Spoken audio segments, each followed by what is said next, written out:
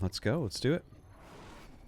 All right, guys, we are in the finals. We have the bottom left, Solar, and in the top right, Gumiho on altitude. Very excited. Terran versus Zerg. Great matchup. Looking forward to this. Yeah. I mean, TVZ is always a fun match here. As far as Gumiho goes, he has a pretty big range of Terran versus Zerg play. Solar does as well. I can't speak down about Solar in this regard. And you know, I think Solar finally turned the corner when he won that super tournament, right? He won the last super tournament of last year. In fact, the last super tournament ever, because GSL got partially gutted this year, unfortunately. So yeah, the last super tournament champion. I think that did a lot for him because he was very mediocre in GSL for ever, basically. So, anyways, it should be a very good match. Excited to see what they're going to pull. Solar here, we see with that pool first. Not something that you would expect that often. Yeah, let's see. Like, starts his hatchery. Like, is this just going to be the 4-ling runaround? Oh, well, actually, I was, like, not paying enough attention because it's command center first here for Gumiho, right?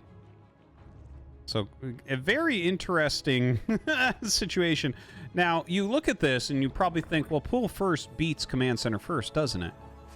Well, that's where I know that you are only watching StarCraft 1, where that is always the case. In StarCraft 2, pool first does not just straight beat this build. Like, you can absolutely block, right? Like, look, this early pool, we have Lings running out, but the first Reaper's being made. That Reaper can kill every single Ling. Now, the Lings, well, they're taking the long way around, man. So, it's going to take a little bit longer to just get up there and get on top of the command center.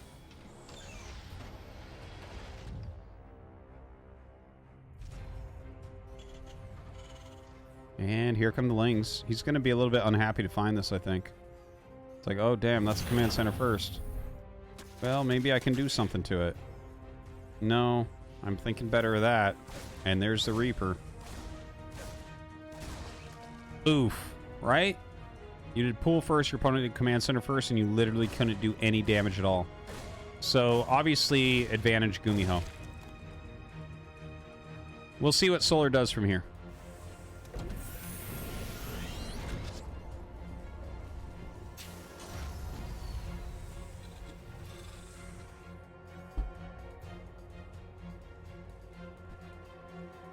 Why would you ever pull first against Terran? If you recall, and I've talked about it a lot, if they're doing a regular thing like a Reaper expand, and they don't send the SCV across, and you do that build that Solar did where he ran around, your Lings hit his natural around the time that the Reaper is just about to your base, and then you slow the command center greatly. The Reaper has to turn around and everything. So, certainly there is a place for it. I don't know if it's worth it to do it too often, but it's, you know, you can keep them honest to a certain degree.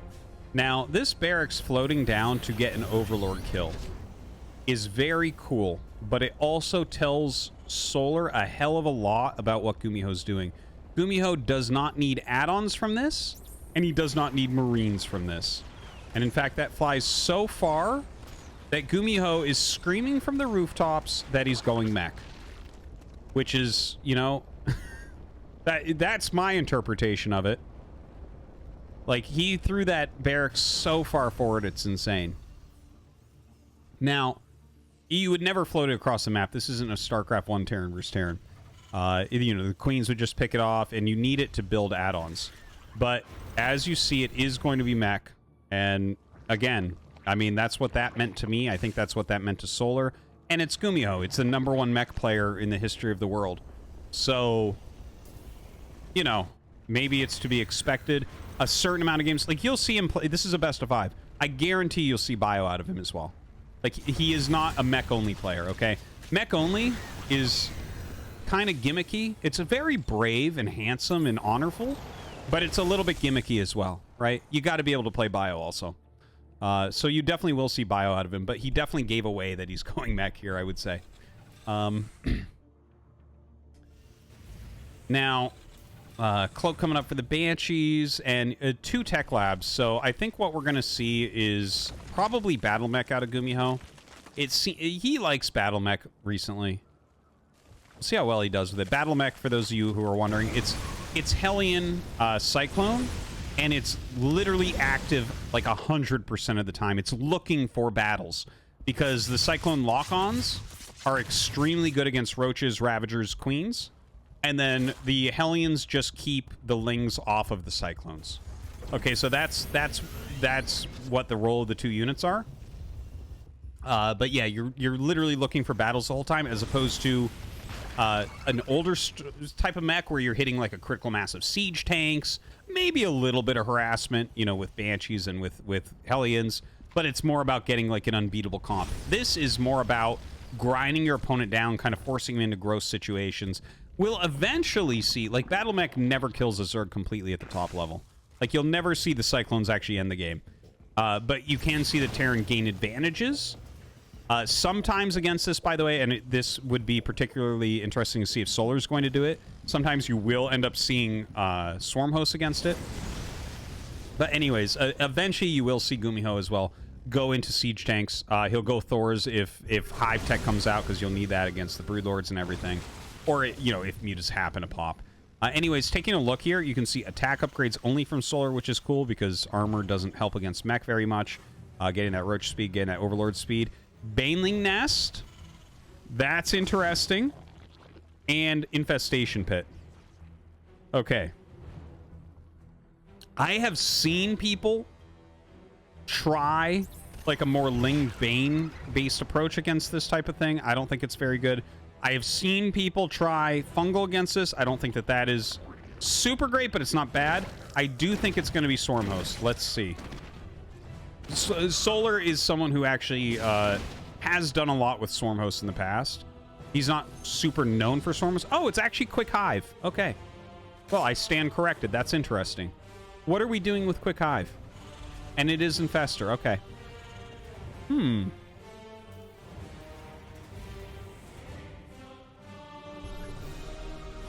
Let's see if he puts a Spire down.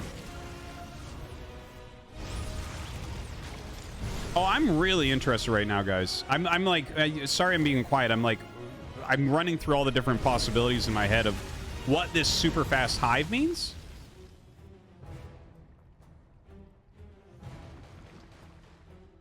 I honestly don't know. I don't know what he's going to do here. Ultras look bad here. Broodlords, I would understand. You don't need Vipers against Battle Mech. I don't know what we're looking at. Anyways, look at this. A lot of Cyclones coming up right now. And, well, the Roaches are actually being kind of decimated. He does have 3 Infestors out. It's going to be just a little bit before he has the Fungals. Notice he doesn't have a lot of units right now, right? Like, we've spent a lot of money on this weird tech.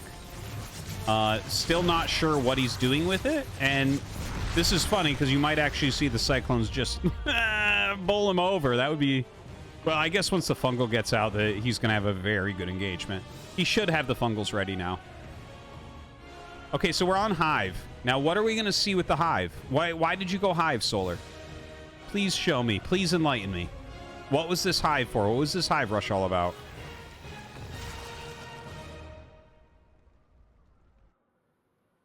Where is it? 0 Hive units, upgrades, or buildings. Okay. Well, anyways, I'll keep you updated. Here comes the Fungals. Okay, there's the Fungal. There's the Fungal. It's going to need another. There you go. Very good Fungal there. Okay, he's going to pick off quite a few. Now, there you go. That's a good engage. That's a good engage. Gets quite a few of the Cyclones. You may want to start thinking about switching into tanks as Gumiho. Now that Infestors are out, I don't know why you wouldn't. By the way, still 0 Hive things being gotten. There you go, 3 Vipers. I'm not entirely sure what we're going to do with those Vipers. Vipers are not good against Battle Mech specifically. They're not bad against anything because they're probably the second best unit in the whole game. But this Banshee come up. Ooh, I love that snipe. So few anti-air units. He actually gets an infestor with that Banshee and gets out. Hyperflight rotors on the way and more Banshees. Dude, this is a weird time for Hyperflight rotors. Normally, Banshees are an early and mid-game thing against Zerg. Like, I've never seen Hyperflight rotors this late in the game where there's already Hive Tech. It's already, like, max supply, like 4 or 5 base. You know, Hyperflight rotors being Banshee speed. Sorry for those of you who are not big into StarCraft 2. Yeah, so he's getting Banshee speed, which makes him pretty incredibly fast. And obviously, the Banshees are going to be good against all the units that we're seeing, except for the Infestors and Queens. But yeah, it's weird to see it this late. Normally, you'd get that very early, focus heavily on the harassment of it because it's hard to stop early. But at this point, it's like, well, there's Vipers out and stuff too. Vipers are going to be able to parasitic bomb them or yank them in. Armor upgrade. Holy crap. Okay, so Gumiho is adding 2 Raxes and getting armor. Bio armor, not bio attack, bio armor. This is for ghosts. So he's going for ghost mech, or spooky mech as some people call it. Very, very cool to see. Like, this is not something that's too common. And by the way, the reason why he's getting the plus armor upgrade is he just wants the ghosts to live. He's not counting on their damage at all. His mech units do plenty of damage. It's all about the snipes. It's snipes and EMPs are all he wants out of those ghosts. So he's going to go like 2 barracks in the main. We see that one still floating. So it's just 2 barracks ghost. Very, very good thing to add in. Okay, some nice spells being cast there to destroy that one Banshee. Still don't see the Hyperflight rotors being too useful. Some good fungals. Okay. Yeah, Parasitic Bomb goes down as well. Yeah, the bomb isn't going to quite finish that, I believe. I think it just barely does. Oh, the fungal will definitely. Banshee up in the main base, doing a bit of harass. Dude, it's a weird game, this one. It is a bizarre game we're looking at. Yeah, the Banshee does, like, a little bit. I'm going to go ahead and fly out of there with its speed upgrade. And, well, Solar's actually, like, the Biles? No, I guess the Biles don't hit all that well. Some Banelings coming up as well to help clear out these siege tanks. He does get rid of the siege tanks at least. Both sides on a lot of workers and a lot of bases. It does feel like Gumiho is being a bit more efficient, and it's going to go more in that direction likely as Ghosts join in. I don't think that Solar has any idea that Ghosts... excuse me, sorry. That Ghosts are being made right now. It's actually not that common to see the Ghosts added in. Like, Ghosts are obviously one of the best late game units against Zerg, and we have seen it. It's not, like, completely rare, but generally with mech, like, you don't see it very much right now, honestly. All right, another nice Parasitic Bomb goes down. The Banshees, you know, they're still trying to be annoying. I still don't feel like they did that much. It's like a light annoyance. It's not the end of the world in any way for Solar. Solar going to be maxing out here. Gumiho actually on more workers. Look at the amount of bases, man. 6 base Terran. What world is this? Cloak on the way here for these ghosts as well. +2 armor, which is hilarious. Also kind of funny is getting those armor upgrades more quickly than the attack upgrades, which makes sense when you're going Mass Cyclone early on, by the way, because the lock-on isn't affected by the attack. So the armor upgrade is actually a lot better. Anyways, there's a lot of small little things going on, little small touches, little finishing moves. Neural Parasite for those Infestors. I don't think we've seen a Spire yet, which I think is a huge problem here from Solar. If you don't have the possibility... Okay, so he just started it. He's just, I guess, noticing, remembering, realizing, whatever it may be. Oh! Get wrecked! He knocked the rocks onto the tank! Get wrecked, Gumiho! Oh, damn! Sick move. So those basically kill the Zeldnaga Watchtower so you can take the gold base. And he utilized them in this particular case to kill the siege tank. That's sick. Okay, anyways, what I was talking about before with the Spire, it's weird to not have a Spire by now. You need to be able to threaten Broodlord. You don't have to necessarily go with Broodlord, although almost every big macro game against mech, or every big macro game against Terran in general, will eventually have Broodlords in it, generally. because they're one of the only real ways to break like really turtled positions effectively. But that's a very late spire. That's like dark late. Dark is known for getting very late spires. But yeah, that could be a little bit of a problem. Three Thors being added in here. Probably just for zoning out a little bit. Let's back up against these blinding clouds. And yeah, I mean, this was actually fine for Gumiho. Like, he definitely loses some units and everything, but this is like an area of the map where he's ready to fall back. You saw how deep his tank line was to just keep absorbing and absorbing and absorbing and absorbing. So, a very solid hold there. It looks like he's going to go ahead and counterattack. 3 Thors joining in. I wonder, I feel like the Thors are just to try to poke in the Vipers a little bit, but I'm not 100% on that. Because, like, you will against Broodlords nowadays, everyone just goes mass Thor against that. But, like, the Spire wasn't even done when he started the Thors, so he might also just be feeling like that's a likely thing to see. That is a cool thing about altitude, by the way. I've casted a fair amount of games here now. I've never casted a game where someone has actually mined from the gold base. So even though that's kind of a cool thing where you have the watchtowers and you knock that down and all that, yeah, it's I haven't seen that yet. All right, some Banelings rolling in, trying to get after those ghosts. Yeah, the Thor tank doing a good job here. Thors, by the way, have some of the heaviest DPS out there. They really do high damage, single target damage. Yeah, +3 armor coming up. Like the first carapace upgrade for Zerg, you can see it's not really as impactful. Obviously, when a siege tank is hitting you for 80, +1 armor doesn't really make you feel very different about that. All right, a lot of Lings coming up from the side. And, well, you know what? He's actually surrounding a lot of these tanks pretty quickly. They do have that +3 armor, which is nice, but looks like he will be able to clear this area. Yeah, bombs that tank as well.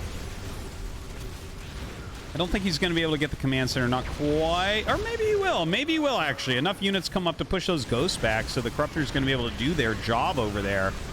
Still a lot of Roach Ling being fielded from Solder. Solder.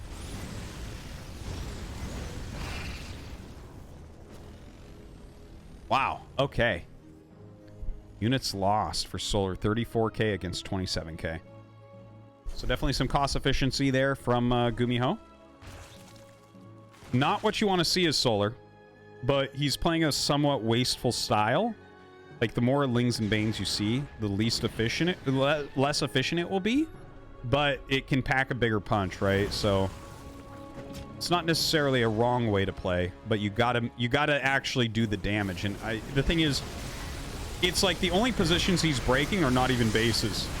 Like, look, he keeps attacking here, and Gumiho just has a big spread, and he absorbs it, right? Even if you kill those units there, Gumiho still has all of his bases. So I think that this is a bit of an issue.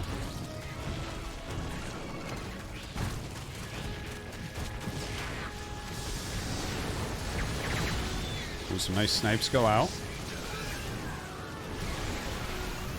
Oh, the blinding cloud goes down. Looks like he should be able to hold on to this hatchery.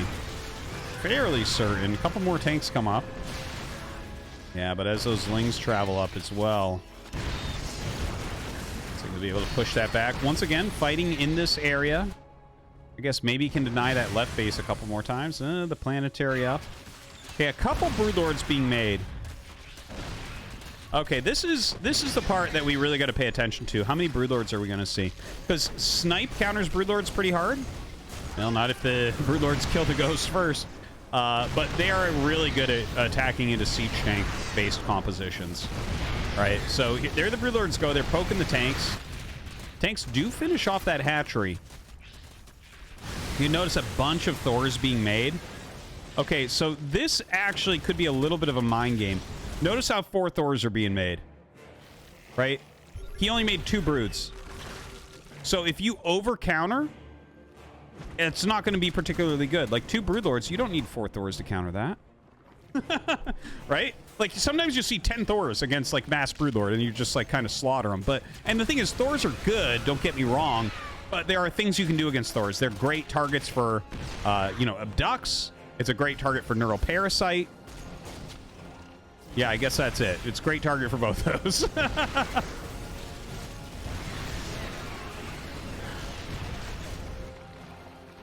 Wow, what a game we have right here.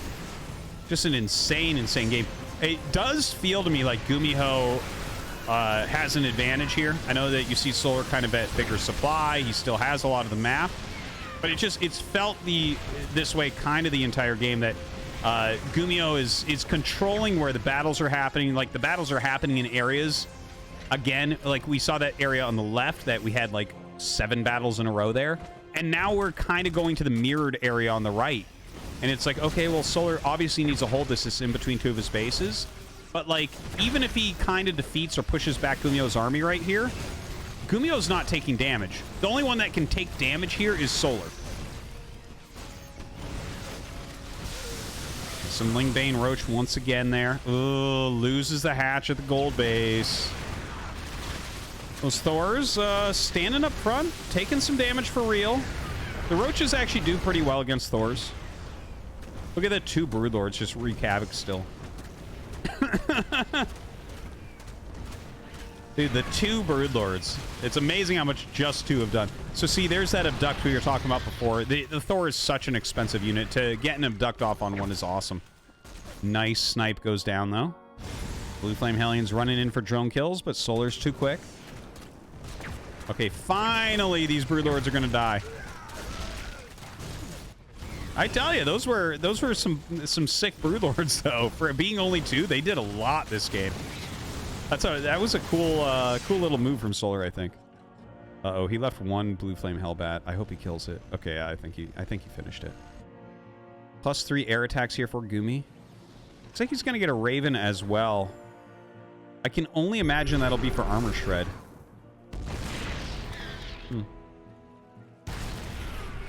Alright, Ling's going to come up and get on top of that Siege Shank, so the tank will go down. It does harass those drones, but that is annoying.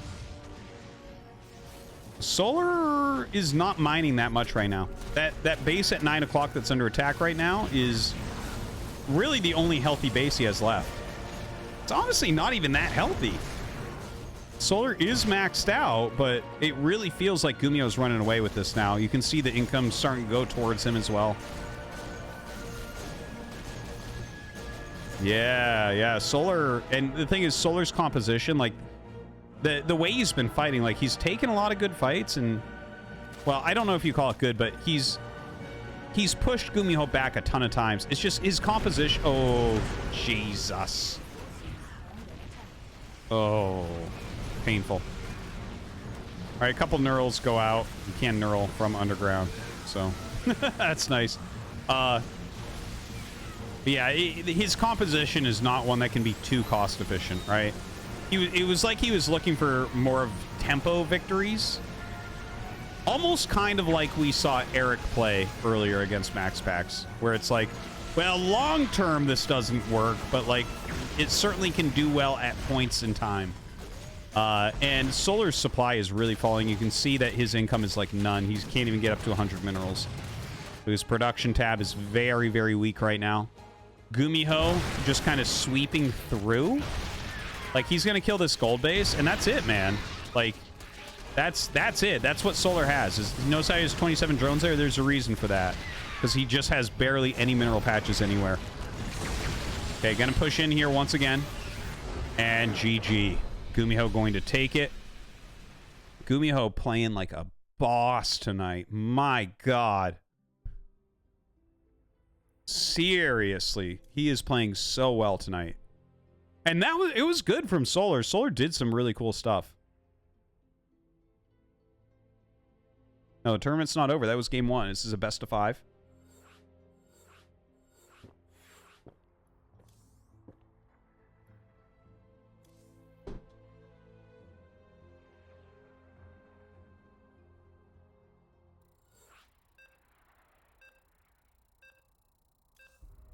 All right, guys. My voice is getting a little bit tired, man. These have been hype games tonight. This has been the best week in a while. All right, we're gonna get into the next game. Game number 2.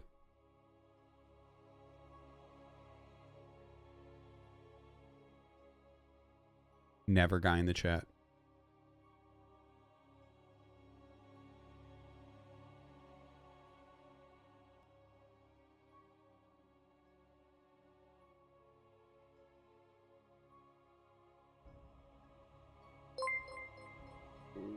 Sasuke Nibi, thank you for the sub. Appreciate it. All right. Royal Bloodly.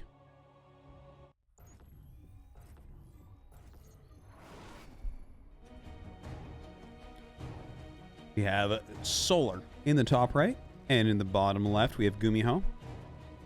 Now, as I mentioned, I would be very surprised if he went mech every game, even though, again, he's super well known for mech. Yep, we're going to have a proxy barracks here, maybe 2. Not a bad thing to do once you win the first game and it's a big macro game. Especially considering he went command center first and the pool first died.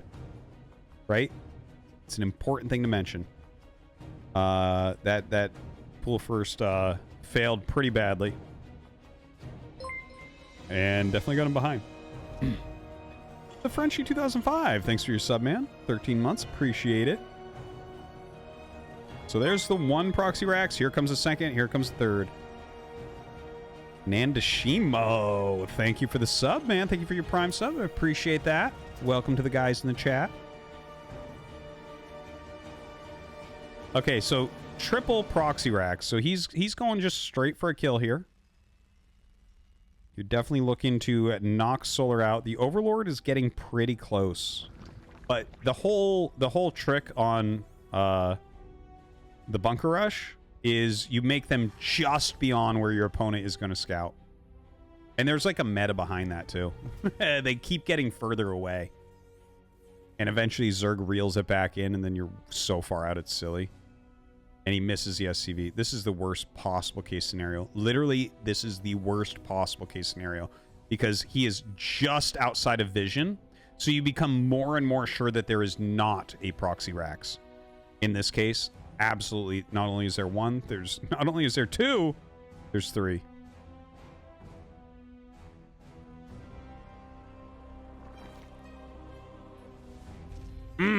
There's that first bunker. Drones being pulled. Let's see what Solar can do. Oh my god, the Marines are so microable.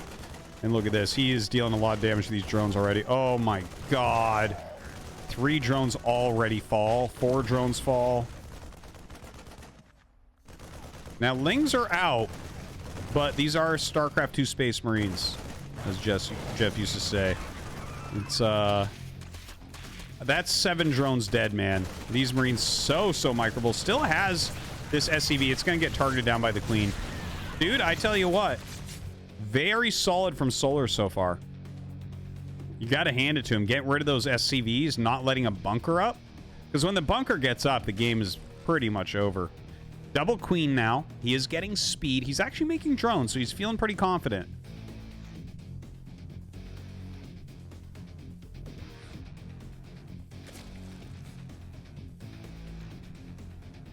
Yeah. So I would definitely say that Gumiho has the advantage here.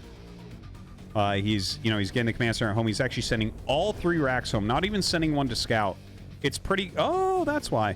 It's pretty common to send 1 of your proxy racks in and just fly it around your opponent's base till the Queens kill it. Just kind of see what they're doing, making sure that you don't die to an all-in. But I like that little wall that he's forming. That's cool. You might slow this down, turn around for a second. Yep. That's so solid, man. That's so good. Turn it, Solar, turn it! Get it out of here! Yeah, I don't think he's going to be able to do that, unfortunately.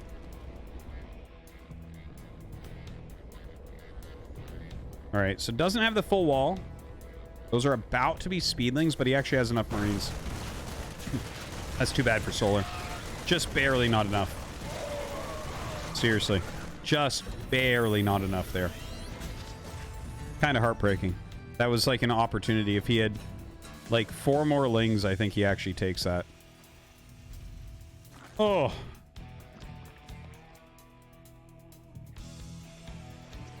All right, third hatch going up.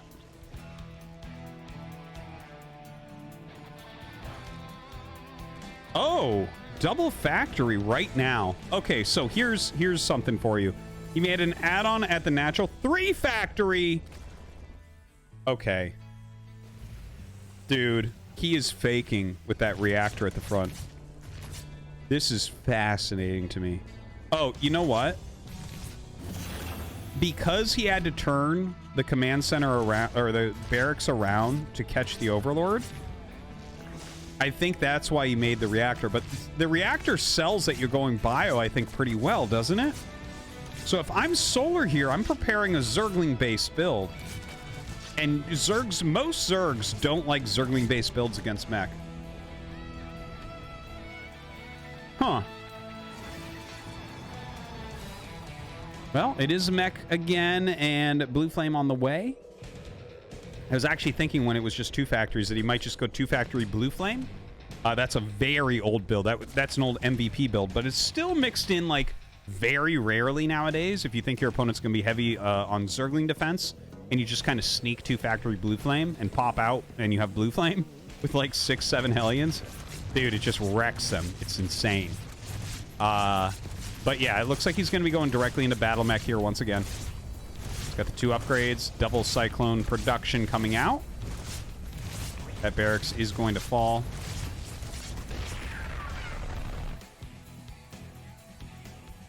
Wow. All right.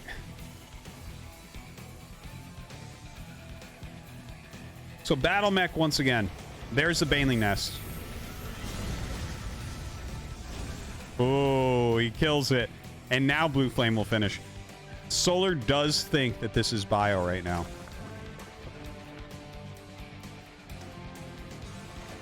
He's adding spores. I think he thinks it's Hellion Banshee while he goes bio. This is really what it looks like Solar thinks it is. Dude, when something like this happens, he is going to be shocked when BLUEFLAMEs come out of those Hellions. Yeah, look, a Spire coming up. Dude, Ling Muta is not generally what you want to go against mech. Look, he's even pressuring with the Marines, selling it more. Oh, the BLUEFLAME!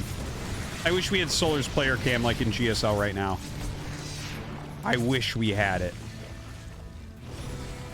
All right, good Evo block there. He will be able to clean these up. It's definitely not the end of the world. But he is like Ling Bane Muta here. I mean, there's been a little bit of debate whether or not this is actually playable against mech. And most Zergs end up on the side that it is not. I think that it is technically playable, but it's like 100 times harder to do.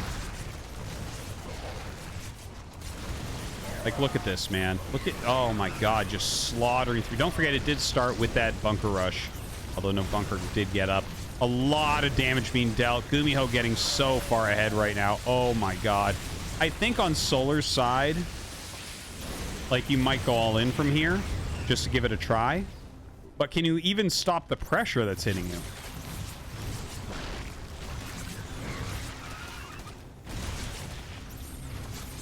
Blocking on his Zerglings is so silly. Gets rid of that queen there. That's why you want a lot of BLUEFLAME Hellions with these.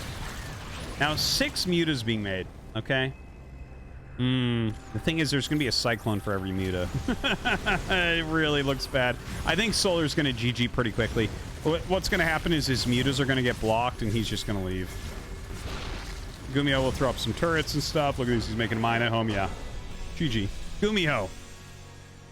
Going up 2-0. 2-0. Guys, I'll be right back. 1 second. I'll leave the screen on just in case.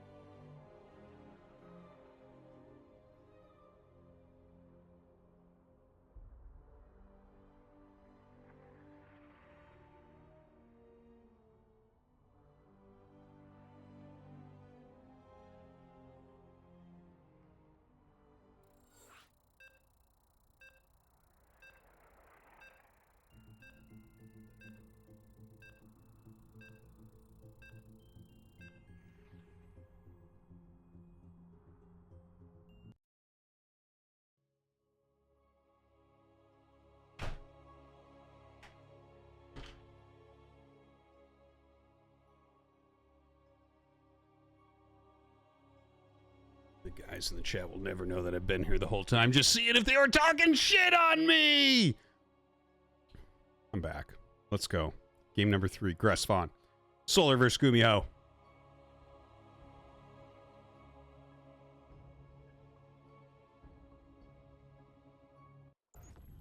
No, I didn't get a stick. No.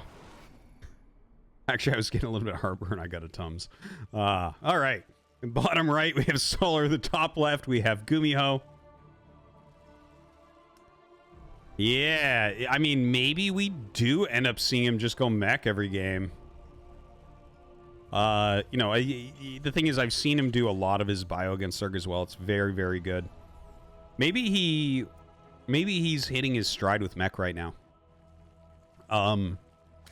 You know, it takes a little bit longer to develop mech builds for TVZ. Because they have a few more weaknesses that like they can suddenly die more than bio can oftentimes. Also, a lot fewer, far fewer players do mech builds against Zerg, right? So you have less information to draw on.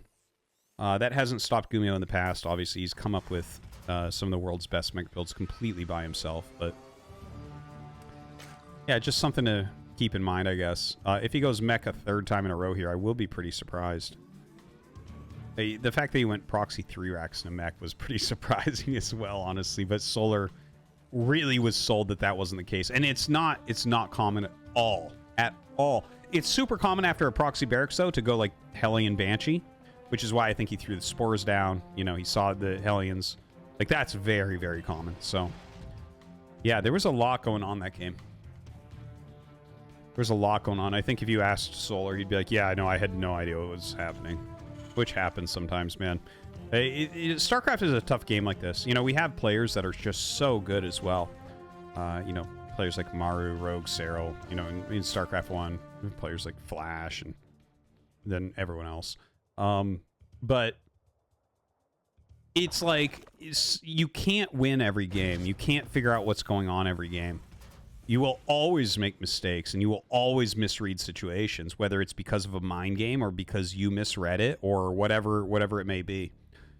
So, you know, it can be rough, and sometimes those games end up like what we just saw with Solar against Gumiho in Game 2, where just like he absolutely didn't have what he needed. He just was so unready. He was like getting prepared for something completely different, and it's just like, oh yeah, everything went wrong. And you know, it's something you have to put up with. It's just, oh my god, the Reaper got a drone. Quick, someone make a post on Reddit. The Reaper got a drone. I wasn't talking about it. Shit. Oh, man. Anyways. Yeah, triple command center coming up here for Gumiho. So, big macro build. This won't be mech. This will not be mech. Mech doesn't come out of a triple command like this. It's like way too slow. He'll probably go Hellion Banshee. That's like a very standard, like you go Reactor Hellion into 3rd command center into Banshee, and that'll basically keep you alive against everything. And then you'll just kind of power forward double eBay, you know. The double eBay should come relatively quickly here. But yeah, I believe that's what we're going to end up seeing.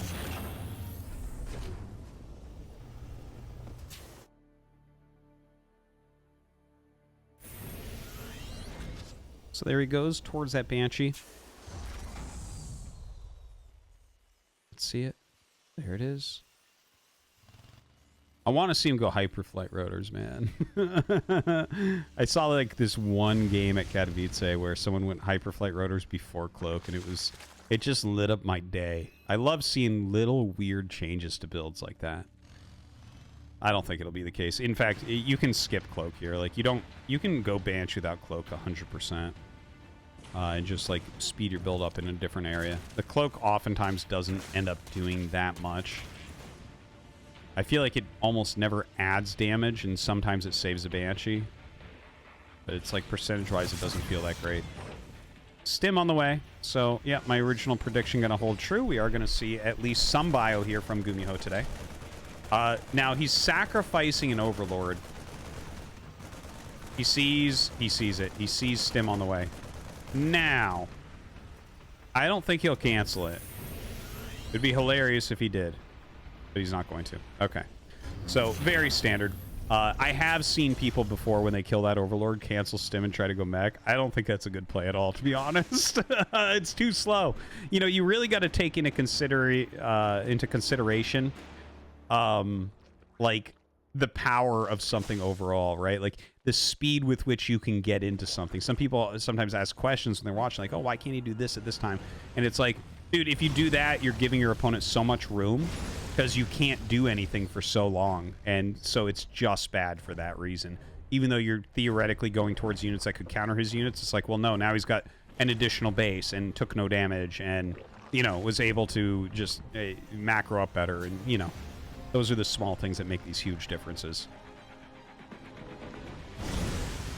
All right, so a pretty large group of Hellions here. Just kind of running around, trying to do some harassment. The double Banshee going to enter in. I do like it when people wait for the 2 Banshees to fly across. You know, not only can that hedge against possible weird incoming roach timings, where one of your Banshees is across the map, but with the double, you can, like, actually do things like ignore a Spore, right? And just kill a bunch of drones suddenly. I like moves like that. Let's see what he does. Well, it's Queen and Spore. You gotta be careful about that.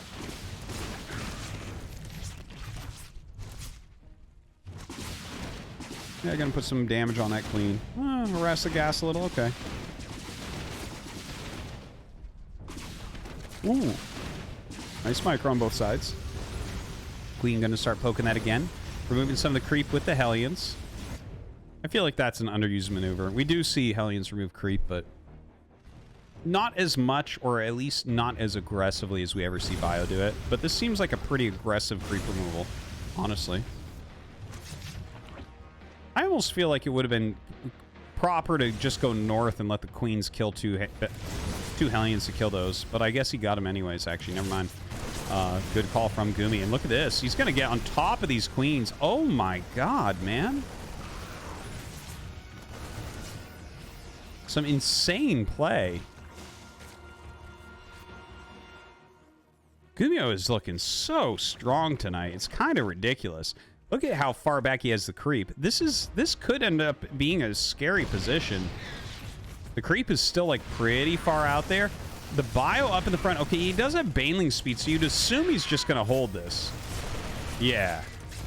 Yeah. The Banes are way too strong here. Not that Gumiho's in trouble. Like, he can get away from it all. And he is, in fact, taking a 4th base on location, which I love to see. But it looks like Solar is just very solid. He's on his 4 base. He's got Baneling speed. 1-1 is almost done. Yeah, he's fighting against 1-1 already, but we don't have 2-2 started, which is really, really weird.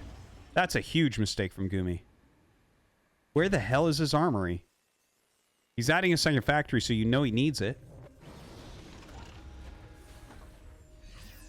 Wow. Oh, man.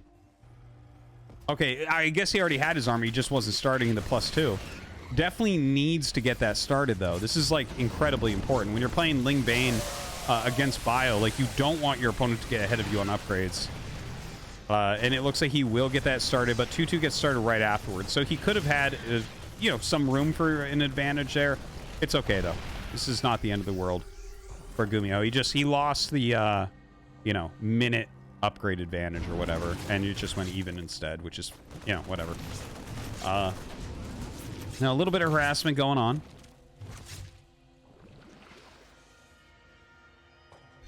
A lot of Lings being macroed out from Solar. His army is, like, pretty scary. The amount of Ling Bane he has right now. Look at that. Look at that. It's about to have a lot more joining it as well.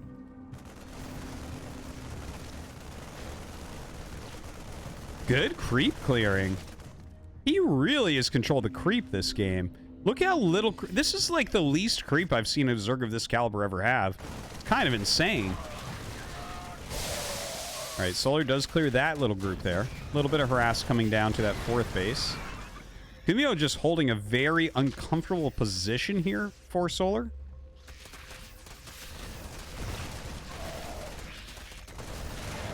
All right, Baneling's going to get in. Okay, there you go. Solar finally having a really high-quality move here. That was excellent. That was excellent. Kills the Marines. Kills 18 SCVs. Look at this. Going to kill a tank. Ooh, Baneling going towards line, but hold on. Gumiho going to go ahead and counterattack. I think Solar holds this, though. I don't think he loses his hatchery at all. I think he has plenty here. There's only 2 siege tanks down there, one of which is not sieged. He's got to get some lings on top of that tank to the side. Okay, sends a group over. But you know what? He ends up losing a fair amount of the Ling Bane. Like, that tank on the side actually got some great volleys there. The counter harassment, though, 40 SCVs dead. Oh, my God. Yeah, this is looking good for Solar now. All right. I was getting a little bit fearful when Gumiho started this push. It was looking really good. The amount of creep he had denied, I was like, oh, God, this is a 3-0, man. Like, what a one-sided finals. But it feels like Solar's fought back to a position where he is certainly favored to win here. We don't know if he's going to win here, but it certainly looks like it's definitely a possibility, right? Like he's held everything quite a bit. He's up a lot of supply right now. He's up a lot of workers right now. He just has to deal with these attacks nicely. And, you know, Ling Bane Hydra deals pretty well. Hydras are a little bit better off creep nowadays. Ooh, nice counter harass as well. A lot of mules in there, losing a bit of mining time. Never like to see that as a Terran. Concussive shells coming up.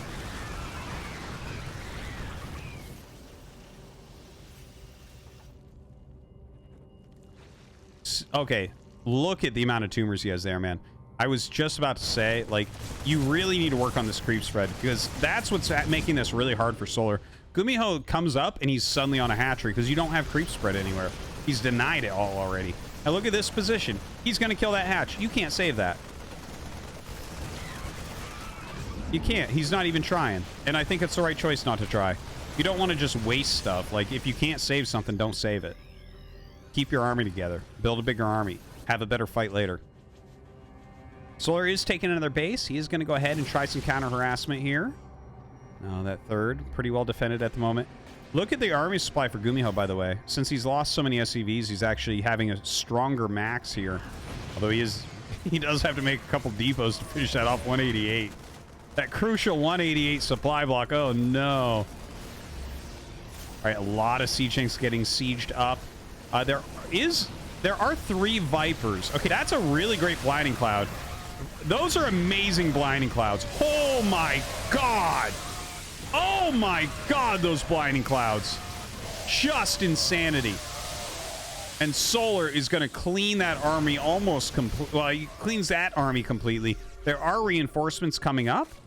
It's still a surprisingly strong amount of units coming out. Just about dead even in that units lost tab.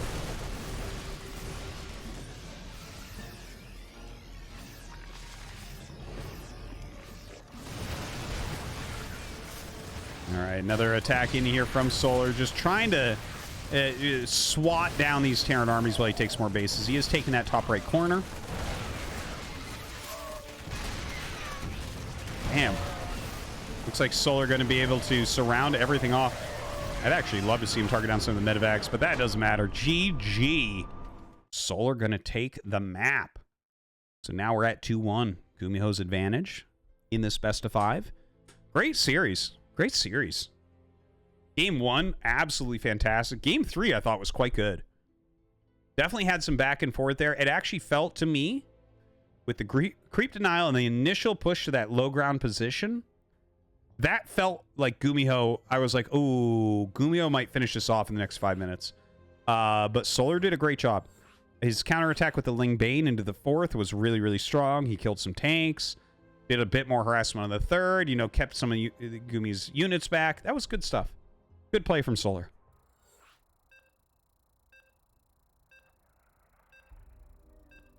Dude, I appreciate it. I just don't want an ice cream cone tonight. I don't know what you want. I ate my fill at dinner. I'm really full. All right, let's go, guys. Game 4.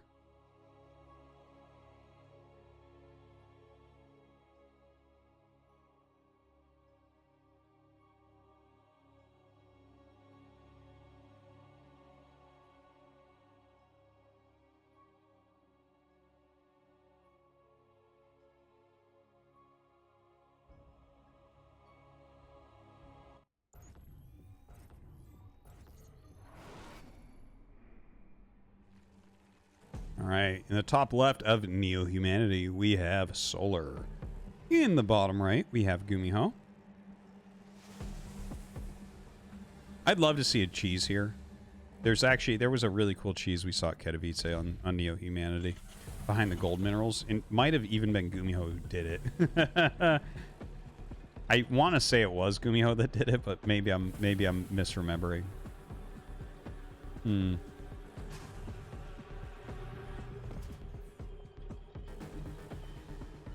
Yeah, I can't quite remember. He actually gets gas first. Okay. Interesting. I'm down. So obviously a factory build, but I don't think he'll proxy it or anything like that. Tank got stuck? Yeah, so you remember this as well? No, it was a TVZ specifically on this map.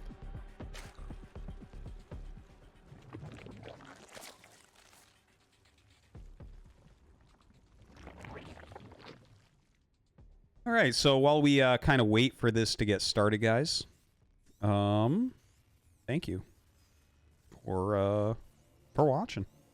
Hope that you guys are enjoying. I will be playing Brood War after this. But yeah, this has been a great series tonight, a great night of some StarCraft 2. Please follow my channel if you'd like to subscribe. That's great. I am on here streaming all the time. Stream a ton nowadays, so hope you enjoy. And if you like my casting and you're only here for the casting, I have a casting channel that has like 700 VODs on it. Artosis Cast on YouTube. You can type in the command Artosis Cast if you want a direct link. The bot will give it to you. But yeah, do check that out. I put a lot of work into that. Probably good for the skin. Jesus. The Overlord Dermatologist Mapu. Alright, so are we going to have mech here again?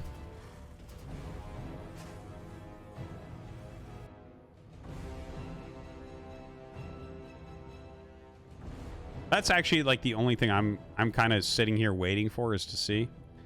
Oh, Starport. Okay, so this will be a Hellion drop. Like 99% chance Hellion drop. This is like obviously something that's been around forever. So it's very, very tricky. Excuse me, sorry. A little bit of hiccups or something. So this looks normal, okay? You're going to have Hellions out. You have a Reaper out. Zerg can't really leave their base very much here. And they have to kind of defend against the Hellions. And then the Hellions pop off screen for a half second and they're in your base because you have a medevac pop out right there. So this is like it's a very good, very tricky thing that can deal a lot of damage really, really quickly. So see, the medevac, he's going to have the 2 Hellions up there about the time that it pops out. So watch, he'll hit this hatch. He's drawing attention. He wants like a queen or 2 to walk over here. He wants the lings to kind of be in the area. And like, it's got to be really fast. Watch, the 2 Hellions coming up. He'll just pop off screen for so quick. Like the queens will come up. See how they're walking? They're getting together. They're getting ready. Pop off screen.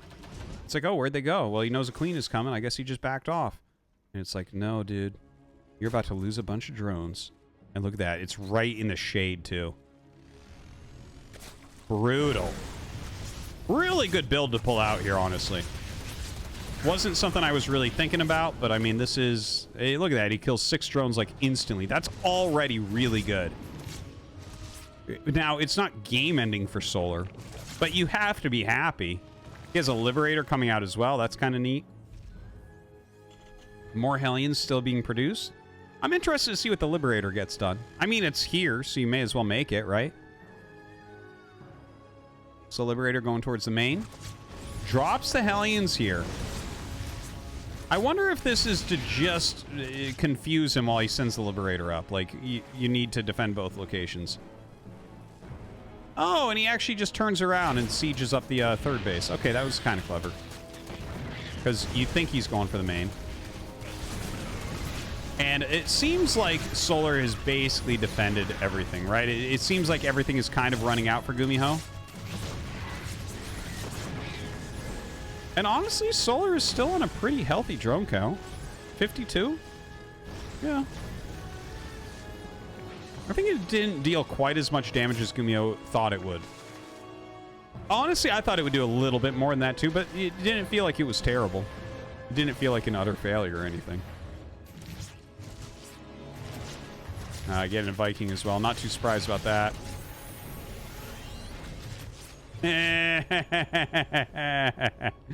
That Liberation Zone was funny. He called the bluff on that real quick.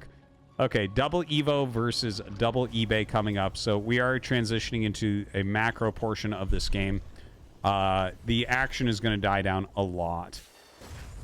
Right? We have a third command center being built, but he just started 1-1.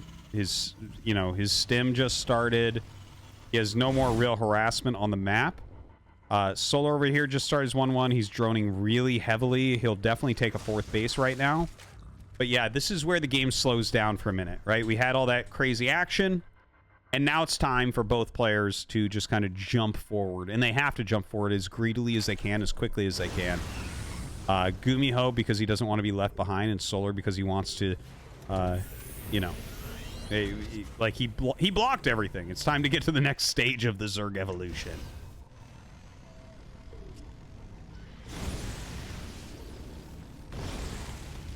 All right, the Hellions. Hey, a couple tumors. That's nice. Third command center going to go ahead and land. A lot of lings being made right now. That could be a slight problem. The amount of lings he's making actually is making me pretty nervous for Gumi. That is a lot of Zerglings. He has enough to kill all that. That's for sure. If he brings it all in at the right angle, does a little surround real quick, he could kill all that. Dude, he's still making lings. Damn.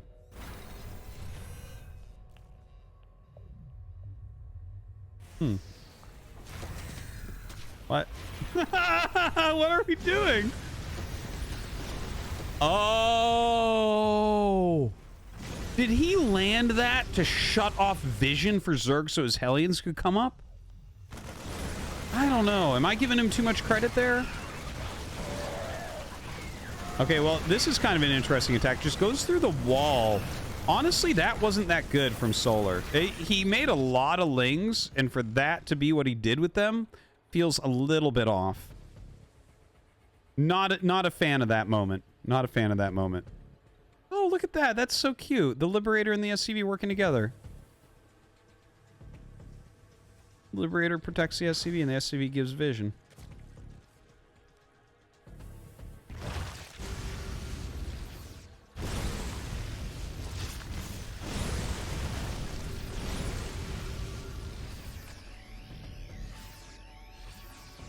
All right, Marine Hellion just kind of retreating for now. ST4 and Kai Hanglo. What's up, Stanky? X300. You guys ever see the 2023 movie Avatar: The Way of Water with Zoe Saldana and my God. She has about 12 seconds of screen time in this goddamned marathon of a movie, but anyway, the alien kids on Pandora say the word bro about 2,478 times, and it kind of makes me want to see how many Tylenol my liver can actually take before I check the fuck out. Dude, this resonates with me. I watched it this weekend. It came out on iTunes. You ever see that one? This past weekend, it came out on iTunes, and I actually did watch it. And it took forever. And they said, bro, fucking 2,478 times. It was insane. It was pretty good, though. Anyways. Thank you, Stanky. Thank you, Stanky. We're going to pause Donos now as the game is picking up a little bit. Play him at the end. Now, let's take a look, right? Look at the creep spread. Past halfway in the map. So that's a big deal for Solar. Gumi's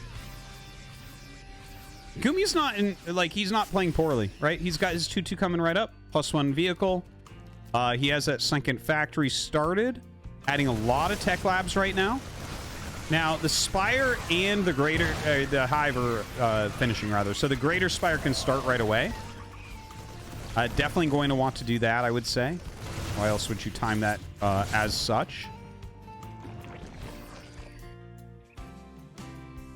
This should be a game with an Ultralisk Cavern as well, to be honest.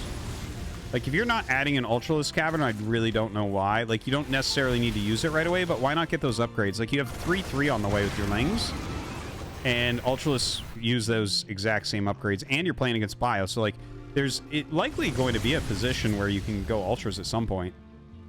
91 drones for Solar, by the way. Oh, my God. These drone boys. Like, concussive shells coming out here for Gumi as he adds in some Marauders, some Siege Tanks.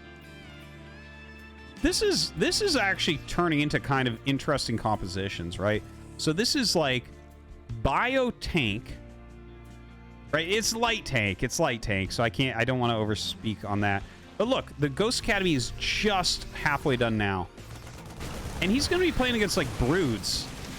And with, like, Ling Bane, you can't snipe the Broods. If he actually... Hold on. Doesn't he have, like, 8 Corruptors? If he makes 8 Broods right now... That's sick. All right, let's see. 2 Broods. He's like, the 2 Broods were really good in that other game you said, Artosis. Yes, but this is a completely different game. Please make 8 Broods. Please make 8 Broods. It'll be so good, I promise you. 3 Broods. 4 Broods. 8 Broods. Perfect. Fucking perfection. That perfection meme with the X-Man guy. Okay. So, ooh, that's kind of a nice drop. Very unexpected. There's actually 2 Evos there. If he could snipe those Evos, that's huge, man. Holy crap. That is +3 carapace right there. That is an important upgrade. 6 snipe. Okay, but there's like 8 Broods, and the army is not... The army that Terran has doesn't deal with Broodlords. It's Marauder, Marine, Medevac, Siege Tank. A Broodlord push right now, you get all your units together and you push with Broodlords. It is so hard to engage this as Terran. Holy crap. This is so... You never see games that look like this. This is so crazy. This reminds me of Wings of Liberty, where you'd be like, oh shit, Broodlords. That's crazy. No one knows anything about timings yet. But this is like not... This is not something you'd be used to seeing. Look, he's making his first Ghosts, his first Thors, and his first Vikings. So these Broods are going to run rampant until those units are all out. So look at this. He's got all this underneath. You can't charge at the Broods because you get blown up by Banelings. So he's going to clear tanks. He's clearing a path, man. This is sick. What an attack from Solar. Oh my God. Okay, the first few Vikings coming out. Oh, I'm surprised he's turning around against literally 2 Vikings. Okay, some Ghosts popping out now. So, I mean, it would have gotten worse there over time, but, like, that was a sick push. That was a funny-looking composition. What a weird transition. I love it. It's awesome. Great moment. Great moment. Okay, the Broods pull back. Blue Flame on the way. Blue Flame on the way? What? Oh, that's so... Dude, Gumiho is a fucking god. Seriously. Who gets Blue Flame in a game like this at 13 minutes, 14 minutes? That's insane. Okay, now this attack coming in. Trying to push... Look at this. The Ling Bane pushing everything back for those Broods, man. Even the Thors can't stand forward. The Bane's going through this mineral line. That's actually a pretty darn good defense from Gumiho, honestly. Against the Banes, at least, he did not lose as much as I thought he would. Now, he's got to clean out these Broods. I don't know if he'll be able to do this, man. Solar has a lot of maps still.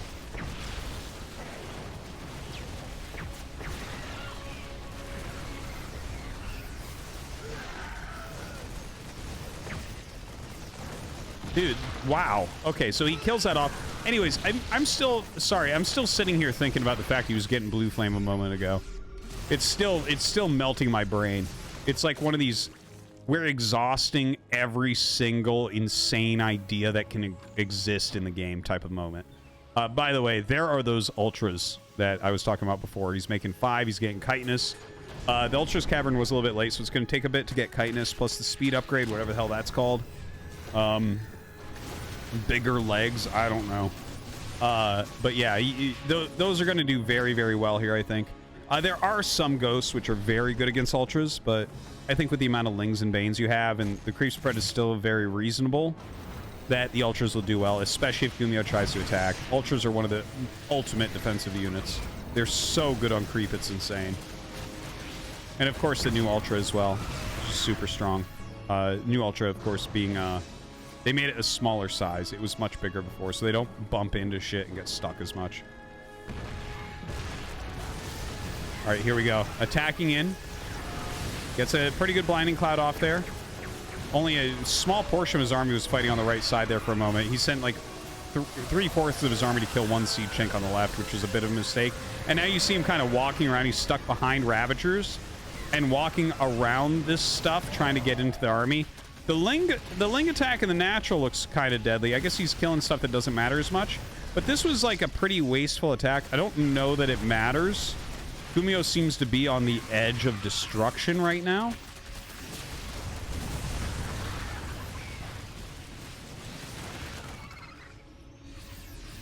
Bigger Ultralisk legs, almost done.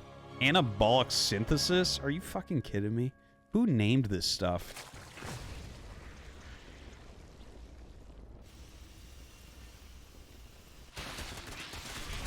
Like, I'm not casting anymore. I'm angry that that's called anabolic synthesis. That's the first time I've ever seen that, the name of that ability, by the way. I do this for a living. Thank you very much. Okay, so Blinding Cloud's going down here. Throws down some Biles. Okay, I mean, the Blinding Cloud Bile combo is kind of neat. I like that. I'm still fascinated by the fact that he got Blue Flame, man. I really want to talk about it, like, but it had no impact on the game whatsoever. GG. And we are going to a game number 5. That's pretty sick. Game number 5 coming up.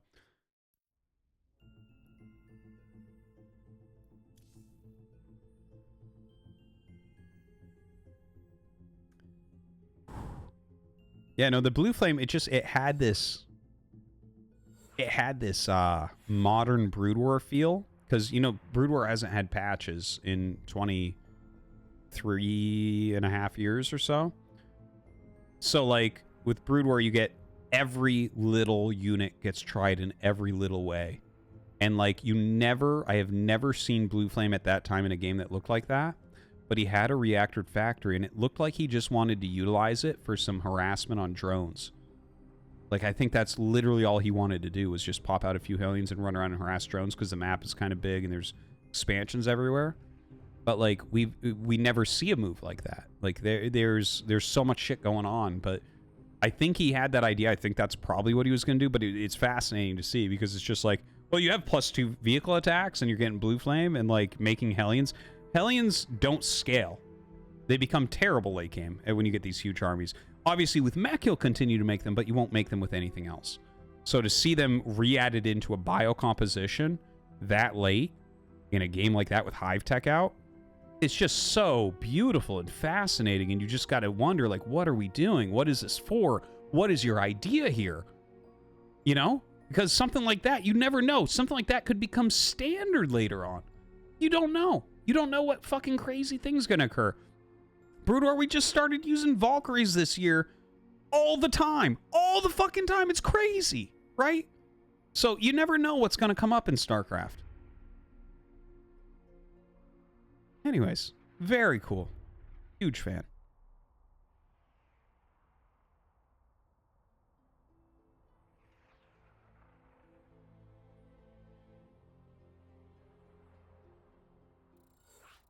You think it was more Blue Flame Hellbats versus Broods? I don't. No, there was too many Banelings in it. It doesn't make sense. I don't know. It could have been, though. You could be right. You could be right. Because I don't know. But yeah, it's cool. I hope that's going to be on my mind now. It's going to be on my mind a lot, and I probably never see it again. It's 12 years later. I saw it. Right? Game's been out for fucking 12 years. 13 years, almost. Yeah, 13 years, count the beta. Probably never see it again, but I'll be waiting. I'll be fucking waiting. All right, let's go.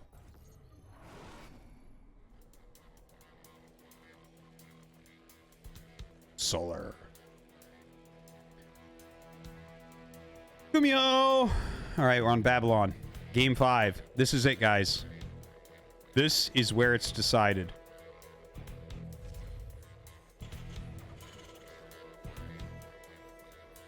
Very, very excited. Thank you all, of course, for coming by and watching. Gambla. Gifting a sub. Thank you, dude. Appreciate it.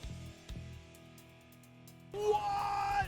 Ultralisk leg upgrade donated $3.33. Like I was saying, Artie.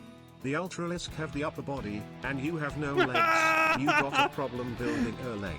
Oh my god. You have the lower body and you don't Frank, have is the that upper you? body. The upper body, it is easier to build. No, you don't understand. Yes. So, Dunebug, I see that you have typed about defending his Thors versus Broodlings and Locusts with Hellbats. Yes, I have seen that. This particular position wasn't like those positions, because I've seen that a lot as well. It's certainly very good to utilize Hellbats for tanking and absorbing some of that. In this particular game, because first off, it was bio, which shreds that type of thing very quickly. But also because there's so many Banes in the army ready to destroy anything that's on the front line that sits still. That's why I think it might have been something else that he was looking at for that. Especially when you're only making 2 Hellbats at a time or 2 Hellions at a time. It's going to take you a long time to get enough to make a real difference for your army. So that's why I was kind of leaning towards it being something else. But again, I don't know. And I guess that's part of the beauty of StarCraft, is trying to figure this shit out. Anyways. Yeah. Frankham 114. Okay, last one, and then we'll pause. X300, hey Artie, immune to StarCraft. My friends told me as a beginner I should choose Terran since it's easier, and when I get better and more skilled I can choose the more advanced and harder to play race, the Protoss. You need new friends, my man. All right, thank you guys. Let's get into the game. I'll play any more at the end. All right, so this game is looking like really, really standard right now. We have that command center going up, reactor being made for this factory. It does have double gas, so it's not going to be a triple command center. You can already tell that it's going to be a starport. We'll see if it's going to be Banshee. It could end up being Battlecruiser. We haven't seen that. Wait, we saw it game 1, right? I believe we saw it game 1. This could be a Battlecruiser build. I mean, it could be Banshee too, but two command center Banshee Hellion is not really Gumiho's style. So I'm gonna bet on a Battlecruiser here, but we'll see. Over on Solar's side, he's got the 3 bases, speed on the way. And, okay, the moment of truth, fusion core. No, what? A Liberator? What?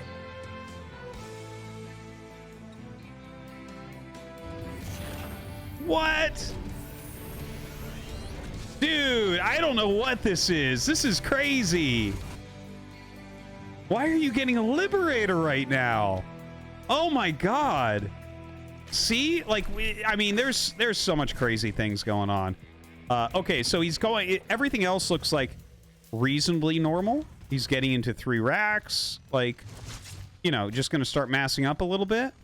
I don't know what the Liberator's for. Like, obviously, well, it's harassment, right? You fly around and see if you can kill drones. No one gets a Liberator at this point in the game. Never, ever, ever. In this matchup, in this type of spot.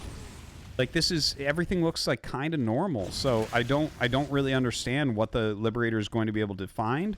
I mean, there's always Queens out already. It's not unlikely that he'll have a Spore. Oh, he's clearing Overlords with it? Dude. I hope Mapu shows this. He's clearing Overlords with the Liberator. Vikings actually clear Overlords, like, better. Obviously, they have higher range, higher damage. You can do it with the Liberator. But, like, now you're even more ready for the Liberator. You didn't need to be ready already as Zerg, because you already have Queens. But, yeah, now you know there's a Liberator on the map. So, yeah, this is, it's kind of cool. It's different. Let's see how it works out. 2 medevacs on the way. Stim is almost done. It's almost 2-on-1-ish with the push out. It's not, though, obviously. We have 3 racks right now. Oh. Well, if that's not a hilarious place to siege your Liberator, I don't know where is. He just sieged it over the 4th base location. So it was like a drone can't go up and actually make the hatchery, and then he moves away, and then it gets made. I don't know, man. Some different ideas this game, that is for certain. Now, the double medevac coming out. The rally of 4 more Marines, because, again, he is on those 3 racks. One of which has reactor. 2 more racks on the way, as well as the 3rd base. No Baneling speed, so he has a little bit of wiggle room here, micro-wise. The Hellion's going to try to run in. Oh, gosh, what is this? The Hellions run in at the same time as the Liberator comes, so maybe that was the idea, is those would be transferred towards the 3rd base, and then he catches them with the Hellions. I think that might have been the idea, but he just pulled them to the side, so that didn't work. He gets 5 drones total, loses the Liberator, loses all of the Hellions, 1 of the medevacs is gone, and 3 more Marines in 1 of the medevacs is gone. So he's lost a fair amount, as you see here. Mapu's kind of highlighting it. Didn't get that much for it. Did not get, like, I think there was certainly some ideas there that could have paid off, and they just did not.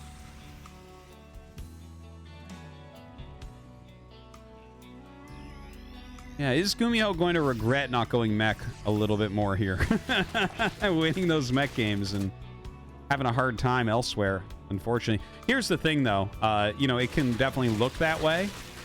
But Gumiho's bio play is very good against Zerg. It's very, very good. I've seen him beat really top-end Zergs regularly with it. Now, he's not dead. I don't want this to become anticlimactic. Solar is advantaged. He is certainly advantaged. Okay, I think the scariest thing I'm looking at here is the creep spread. The creep spread is very, very good this game. It's the best that we've seen yet from Solar. But, of course, that has more to do with Gumiho.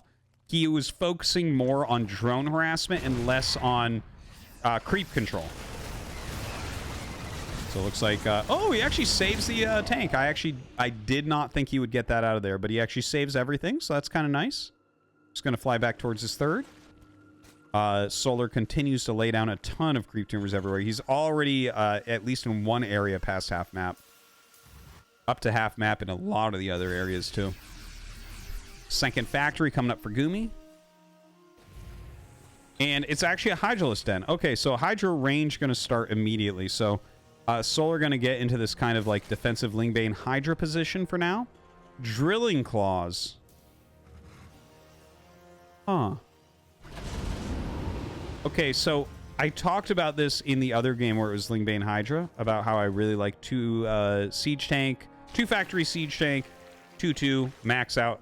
Hit your timing attack. Once again, well, here he's getting Drilling Claws, so he might go tank mine again. Let's keep an eye on the first big attack from Solar.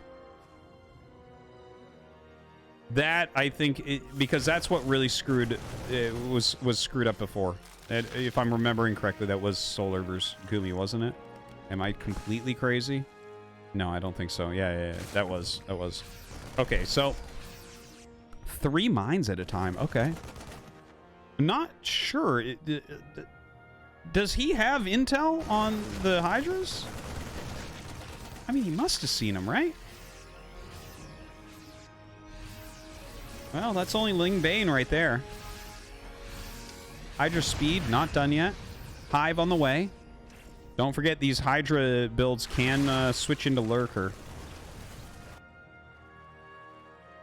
This is a lot of mines being made. There is that Lurker Den. You know, once you realize your opponent is mostly on Marine Mine, Lurkers definitely are going to be a strong unit to go into. All right, lifts up. Okay, he was waiting for a long time for this moment. The entire army here of Solar went over to the other side, so Gumiho stims in.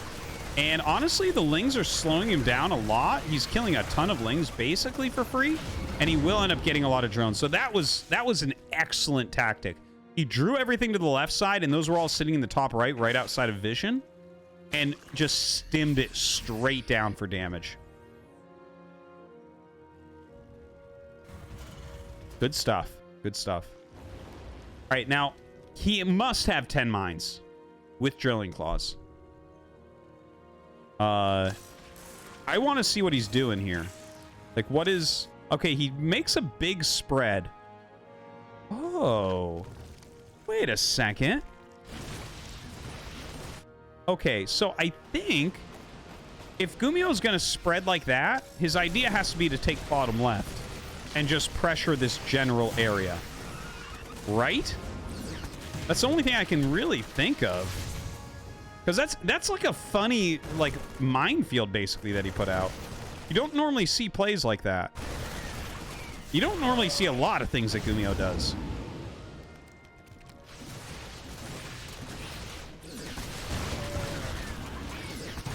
And it is going to be surprising to see mines going this far back.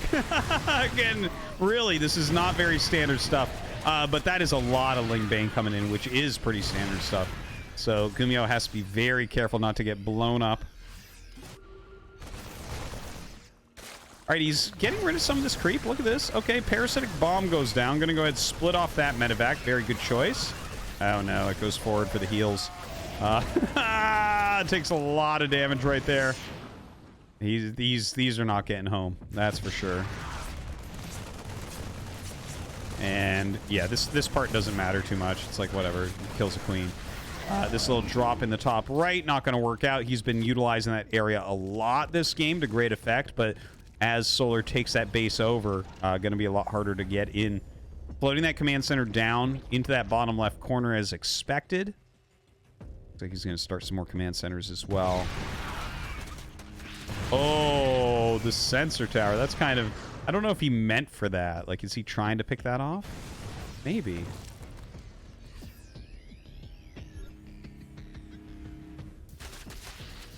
All right, just clearing some of these rocks. That's a very good idea, I think. If you take down the rocks here... Oh, shit! He pulled him out of range. That was a new change to snipe. Anyways, very, very well done there to save from the snipes. And some blinding clouds going down. Good splits from Gumiho. Very good splits. That was not good for Solar. Again, not end of the world. Their economies are getting very big right now. So some mistakes like this can be made back and forth, and it's not going to be game ending in any way.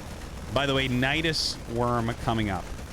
Okay, so that Nidus, where are you trying to get that? It must be a dive towards the main. I think we'll see an Overseer sent up and around in a moment here. That's the only thing that makes a lot of sense to me here. Because everywhere else you can get to in 2 seconds. But if he can pop out a Nidus in the main base, that could be really strong. Gumiho wouldn't expect that either. Very few players do that late game in these spots.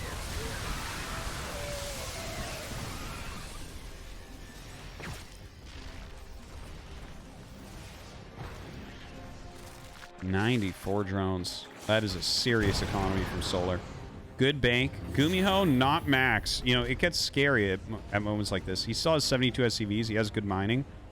But, like, not max, no bank. It's scary. It's scary. That's all I'm saying. It's not imbalanced, just scary. Maybe imbalanced. A little bit imbalanced. But scary, mostly. All right, Lurkers being added in now. A lot of ghosts being made. Still some tanks. Still some Marauders.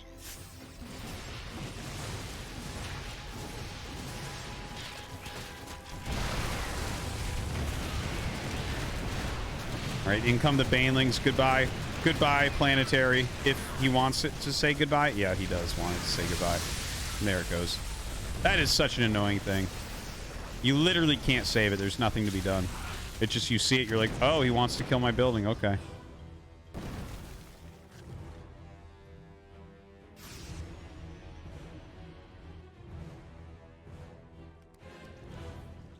Okay, a lot of Lings still being produced here from Solar. Dude, what a crazy game 5. This is game 5. This is the finals. And this is like a crazy macro game. Gumiho is maxed out, but he needs one more base soon. So here comes Solar once again. A lot of Banelings coming in. Not enough splash damage to deal with them correctly. So the Banelings roll in, and they're going to get the Planetary, and they kill a few ghosts off there as well. So that's a really, really, really painful moment. Now, Solar doesn't have a big bank. He's not maxed. So it's... But he's going to be. He's going to regain it all back. He has 90 drones and a lot of hatcheries. But Gumiho is going to move up. He's going to kill this, like, what is this, 1230 base? Okay, so pops that, clears some creep. Gumiho immediately needs more bases, though. Ooh, the one Lurker to the side. That is so annoying. But hold on, another attack coming up. And, oh, a little yoink in there. The Lurker Viper, just such a cost-efficient set of units. Oh, dude, this is so annoying. How many kills does that thing have? 9 kills! The tank just out of range. Dude, he's just so stingy moving that tank forward. Trying to move it a millimeter at a time. It's taking up fucking more APM than playing Protoss. Just get that tank up there. Alright, finally we'll deal with that. That was a really good harassment. Okay. Double Liberators come in. Look at this, another big attack from Solar. So Solar right now, I actually like this idea from Solar a lot. He knows right now if he can bust one more base, the game is basically his. Ooh, that is a good double Liberator, though. Now, look at this. He's coming. He's being pretty cost inefficient right now. But he really wants to kill that base. Now, if Gumiho secures 12 again, and it seems like he has, he's going to take this nice high ground position. Securing 12. He's going to force a cancel on that hatchery once again. Okay, here comes the Nidus, by the way. Here it comes. Here it comes. This is a crazy moment. Does Gumiho see it? I see units walking this way, so I think so.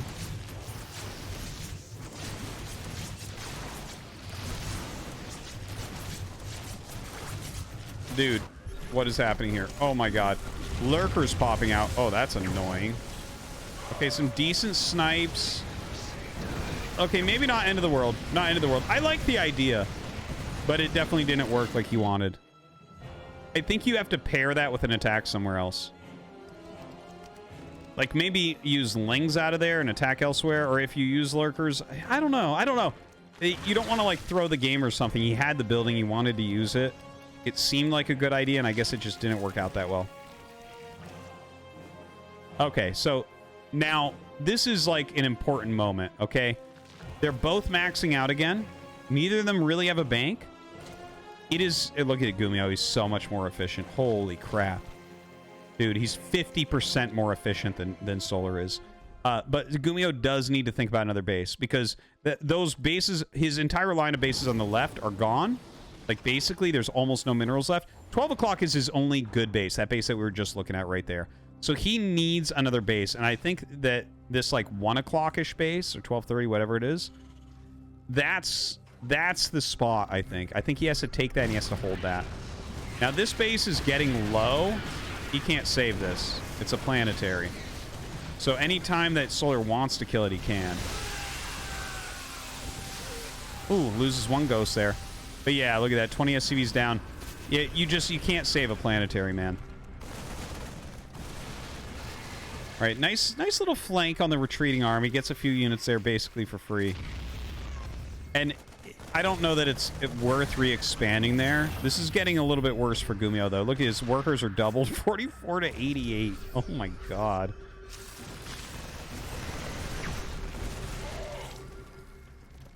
Guys, 8 is a lucky number and 4 is an unlucky number. I don't know what to do here for poor Gumi. He looked so dominant at the beginning of this series, and suddenly here we are with Solar, maybe with the reverse sweep. Uh-oh. This fungal, guys, is going to be something else. I want to see it.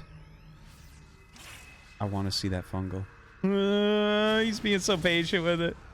Look at that, the Nidus to block.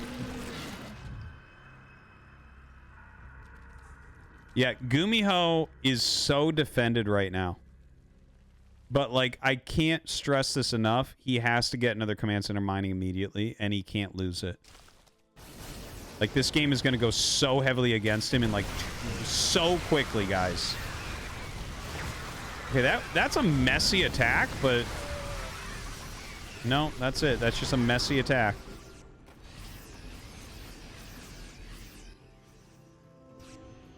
Command center there. That's what we need. Okay, nice snipe there. Ooh, he's going pretty deep on creep. I guess he's read this as, you know, the actual army of Solar is not super good right this second after he loses all those Banes. Oh, well, Liberators aren't helping him there. Going after another hatchery. Doesn't look like he's going to be able to get that. You will get this top right. Okay, very strong move. But Solar took those bottom left bases. So even though he's killing those, Oh, man. Just these few Lings doing so much. All right, does end up clearing out that Nidus, which is nice.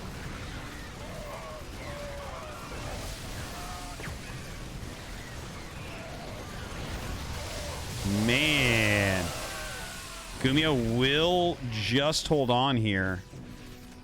His main command center has flown out. Oh my god, he doesn't even have scans, does he? Yeah, I guess he has just a few. Yeah, I think Solar has basically done it. You can see on the production tab the real state of this game. Solar's maxing out very quickly. It's not that he has a big bank, but Gumiho is unable to make an army, like a very large army again. The Ling harass. Gumiho putting out a great tournament here, having some amazing victories. It looks like Solar's going to be a little bit too strong.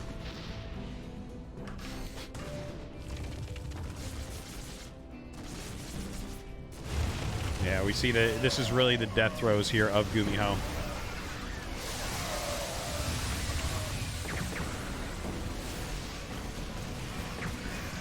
Few SCVs trying to transfer down.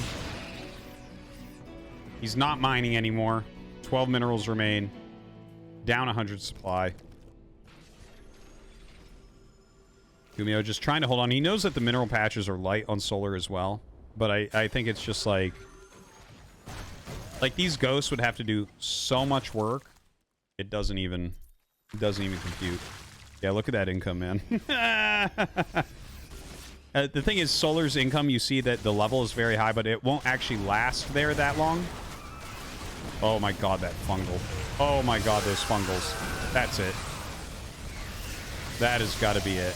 Baneling's rolling up. The fungal's catching all those ghosts.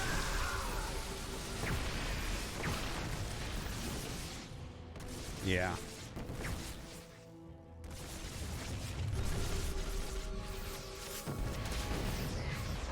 Well, a little bit anticlimactic here at the end. Gumiho really trying his best to hold on. Last few snipes go off. GG is called. And Solar is going to end up winning the tournament. Extremely, extremely well done.